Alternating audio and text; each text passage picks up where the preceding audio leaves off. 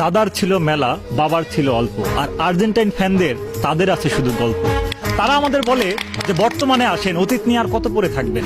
দেখুন, তারা এটা স্বীকার করে নিয়েছে যে ইতিহাস, ঐতিহ্য এবং অতীতে যতগুলো খেলা হয়েছে তাতে ব্রাজিল শ্রেষ্ঠ দল, এটা তারা স্বীকার করে নিয়ে গেছে। এজন্য তারা সেখানে আর কোনো কথাই বলতে চায় না। অর্থাৎ অর্ধেক জয় কিন্তু আমাদের হয়েই গেল আজকের এই মঞ্চে। এরপরে আসুন বর্তমান নিয়ে। বর্তমানে আমাদের টিমটি কেন সেরা এবং কেন আমরা বিশ্বকাপ জিতবো সেটি বলছি। গোলকিপারে আমাদের যে আছে তাকে ভেদ করে গোল দেয়া যথারীতি প্রায় অসম্ভব, কারণ আলিসান ওয়ার্ল্ড র্যাঙ্কিং এ সে বিশ্বের এই মুহূর্তে 1 নম্বর গোলকিপার।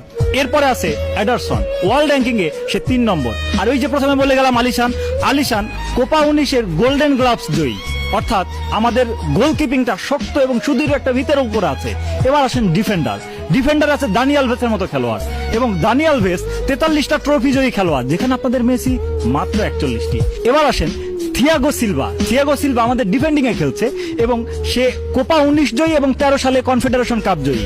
আমাদের মিডফিল্ডারটা কেমন? আমাদের মিডফিল্ডিং আছে ক্যাসিমেরো, যে ওয়ার্ল্ডের বেস্ট ডিফেন্সিভ খেলোয়াড় এই মুহূর্তে, এবং সে রিয়াল মাদ্রিদকে 16, 17, 18, 19 কবার 4 বার চ্যাম্পিয়ন করেছে।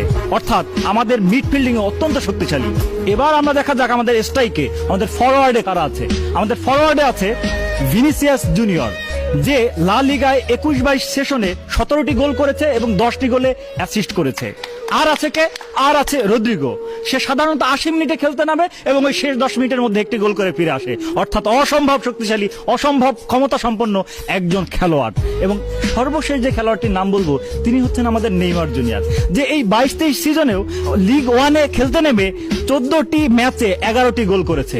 আর পরিসংখ্যান নাই বললাম, একটু গুগল মামার সহযোগিতা নিয়ে খুব সুন্দরভাবে জেনে নেবেন। এবার আর বলার সুযোগ নেই যে বর্তমানে ফিরে আসেন, বর্তমানের জবাবটা দাঁতেই পেলেন আশা করছি। এবার আপনাদেরকে একটা পরামর্শ দিই, শুনুন। এই মঞ্চ থেকে যখন চলে যাবেন 6 জন আমার কাছ থেকে 6টা রুমাল নিয়ে যাবেন, কারণ বিশ্বকাপ শেষ হলে ঘরের দরজা বন্ধ করে কাঁপতে হবে। ওই টিএসসির ময়দান আপনাদের খুঁজে পাওয়া যাবে না, সেখানে সোনালু ফুলের বন্যা হবে। সেখানে হেক্সা মিশন সম্পন্ন হওয়ার পরে আমরা সেখানে নাচবো, গাইবো এবং সাম্পা নৃত্য করবো। অর্থাৎ আপনাদের কিন্তু সেখানে ঠিকই খুঁজে পাওয়া যাবে না। ফুটবলের কিংবদন্তি বা ফুটবলের লর্ড হচ্ছে ব্রাজিল আসে জেতার জন্য। আপনারা যখন 2-2 আছেন, আমরা তখন 6-এর স্বপ্ন দেখছি। অর্থাৎ ওই আমাদের সঙ্গে আপনাদের কিন্তু আর গল্প মানায় না বা তর্কও সাজে না। সুতরাং আপনারা আসছেন যে আপনারা এবার কততম ম্যাচ পর্যন্ত যাবেন এবং কোন জায়গায় হারবেন। আমার কাছে মনে হয় যে খুব দয়া দাক্ষিণ্য করে যদি হয় তাহলে আপনারা ওই সেমিফাইনাল পর্যন্ত দিতে পারবেন। সেখানে গিয়ে ফ্রান্সের সঙ্গে দেখা হবে এবং ফ্রান্স তো যেন তেন দল নয়, ফ্রান্সের সঙ্গে আপনারা হেরেই বাড়ি ফিরবেন। কারণ এবারের ব্যালন ডি অর 2022 জয়ী কিন্তু ফ্রান্স দলের খেলোয়াড়, তাদেরকে ছোটভাবে দেখার কোনো সুযোগ নেই। সুতরাং আমার মনে হচ্ছে যে আপনাদের